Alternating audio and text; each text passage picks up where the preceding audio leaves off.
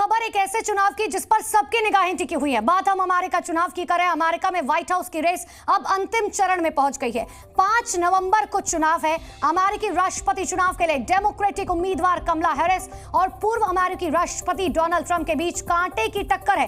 लेकिन बड़ा सवाल यह है कि ट्रंप को फिर अमेरिका की जनता मौका देगी या हैरिस को मौका मिलेगा। अमेरिका अपने अगले राष्ट्रपति का चुनाव करने जा रही है और इस चुनाव में भारतीय अमेरिकी वोटर्स की भूमिका बहुत महत्वपूर्ण हो सकती है। अमेरिका के 50 राज्यों में कई राज्य एक पार्टी का गढ़ है, लेकिन कुछ राज्य अपना रुख हर चुनाव में बदलते हैं और इन्हीं स्विंग राज्यों में भारतीय अमेरिकी वोटर्स की संख्या इतनी है कि वो चुनाव को बहुत आसानी से स्विंग कर सकते हैं।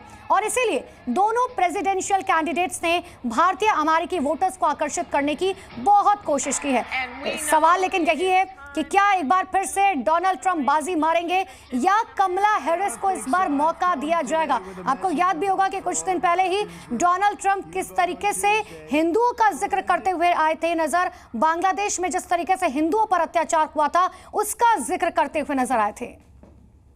यूएस में इलेक्शंस होने ही वाले हैं। हमने देखा कि कैसे दो बड़े जो कैंडिडेट्स हैं, कमला हैरिस की बात कर लें या आप बात कर लें डोनाल्ड ट्रंप की, दोनों यही चाहते हैं कि Indian American vote, Hindu vote उन्हें मिले। हमने देखा दिवाली सेलिब्रेशन हुई व्हाइट हाउस में, जहां जो बाइडेन ने कहा कि कमला हैरिस से एक अच्छा एक तरफ से उनका कैरेक्टर है और उनको एक तरफ से इंडिकेशन दिया कि उन्हें वोट मिलना चाहिए। वहीं हमने रिपब्लिकन कैंडिडेट डोनाल्ड ट्रंप को देखा, उनने पोस्ट करा कि कैसे हिंदुओं के खिलाफ अत्याचार हो रहा है बांग्लादेश में, और दोनों का कॉन्टेक्स्ट जो इलेक्शन है उसको लेकर है। कम्युनिटी माइनॉरिटी में ज़रूर है बट इन्फ्लुएंसिंग कम्युनिटी है। टैक्स पेयर जैसे बात करी हमने कि काफ़ी टैक्स भी सबसे ज़्यादा देती हैं, और कहीं ना कहीं जो स्टेट्स हैं, स्विंग स्टेट्स हैं, पेंसिल्वेनिया की बात कर लीजिए या आप बात कर लीजिए जॉर्जिया की, वहाँ पे एक इम्पॉर्टेंट रोल प्ले कर सकती है, एक महत्वपूर्ण रोल प्ले कर सकती है कि अगला राष्ट्रपति यूनाइटेड स्टेट्स का कौन होगा। सिद्धांत सिब्बल, जी न्यूज़ के लिए, मैरीलैंड, यूनाइटेड स्टेट्स से। तो कल ये चुनाव होना है जिस पर सबकी निगाहें टिकी हुई है, लेकिन आपको एक बार बताते हैं अमेरिकी चुनाव के आखिर सबसे बड़े मुद्दे क्या हैं। पहला मुद्दा जिस पर हमेशा जिक्र किया गया है वो है इमिग्रेशन का। डोनाल्ड ट्रंप कमला हैरिस अवैध प्रवासियों को बाहर करेंगे, नियम सख्त करेंगे, यह कहा गया है। दूसरा मुद्दा है अर्थव्यवस्था का। अमेरिकी नागरिकों के टैक्स में कमी का वादा किया गया है। अमीरों के मॉडरेट टैक्स में बढ़ोतरी की बात भी कही गई है। तीसरा बड़ा वादा है इमिग्रेशन का। बॉर्डर सील कर देंगे, नियम सख्त किए जाएंगे। ये वो वादे हैं जिनका जिक्र दोनों ही प्रेसिडेंशियल कैंडिडेट्स कर रखे हैं। चौथा वादा है गर्भपात। मेडिकल एबॉर्शन की दवाओं की पहुंच सीमित करेंगे। फैसले का महिलाओं को अधिकार दिया जाएगा, यानी कि गर्भपात कराना है या नहीं इसका पूरा अधिकार महिलाओं को दिया जाएगा। और पांचवा एक ऐसा मुद्दा जिस पर पूरी दुनिया आज के समय में बात करे वो है युद्ध। यूक्रेन गाजा युद्ध को खत्म करने की वकालत, इजराइल यूक्रेन को पूरा समर्थन। ये वो मुद्दे हैं जिन पर हमेशा शुरुआत से चुनाव में जो है जिक्र होता रहा है। So I've come today with a message. Everyone here tonight. Donald Trump. Together we will fight, fight, fight, and we will win, win, win. We're going to win, win, win.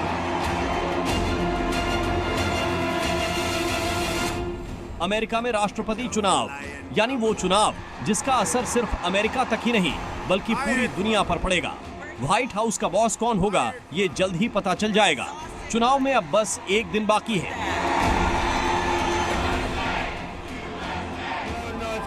एक तरफ है पूर्व राष्ट्रपति डोनाल्ड ट्रंप, तो दूसरी तरफ है मौजूदा उपराष्ट्रपति कमला हैरिस। टक्कर कांटे की है और इस चुनाव में दोनों ने अपना पूरा जोर लगाया, चाहे वो सेलिब्रिटीज से प्रचार करवाना हो,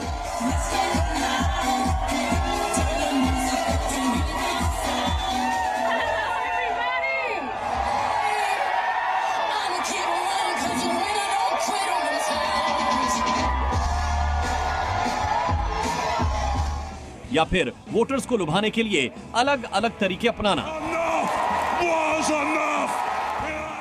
ट्रंप दोबारा अमेरिका की गद्दी हासिल करना चाहते हैं, तो वहीं कमला पहली अमेरिकी महिला राष्ट्रपति बनने के लिए पुरजोर कोशिशों में लगी है।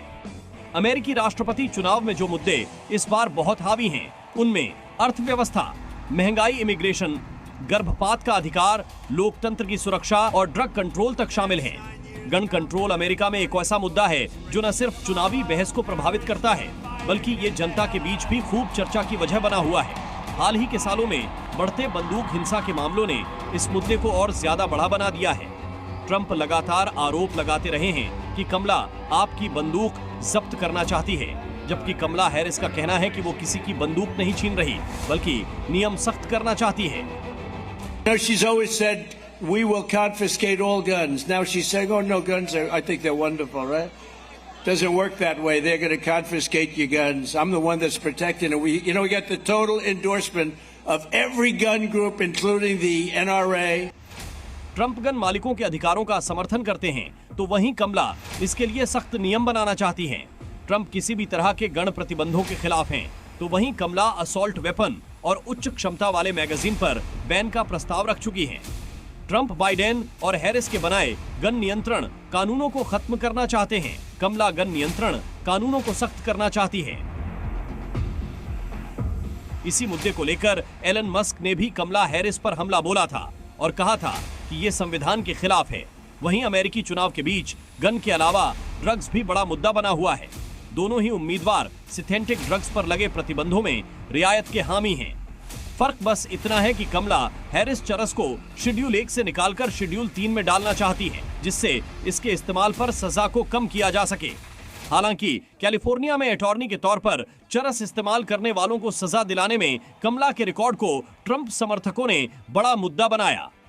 Last 9 years, Kamala and her party have called us racists, bigots, fascists, deplorables, irredeemables, Nazis, and they called me Hitler. They bullied you, they've demonized us, they've censored us, they've deplatformed us, and they weaponized the power of our own government against all of us. इसके अलावा इस चुनाव में Trump अपने समर्थन के लिए हाल ही में कचरा पॉलिटिक्स भी करते दिखे, जब वो कचरे का ट्रक चलाते दिखे थे।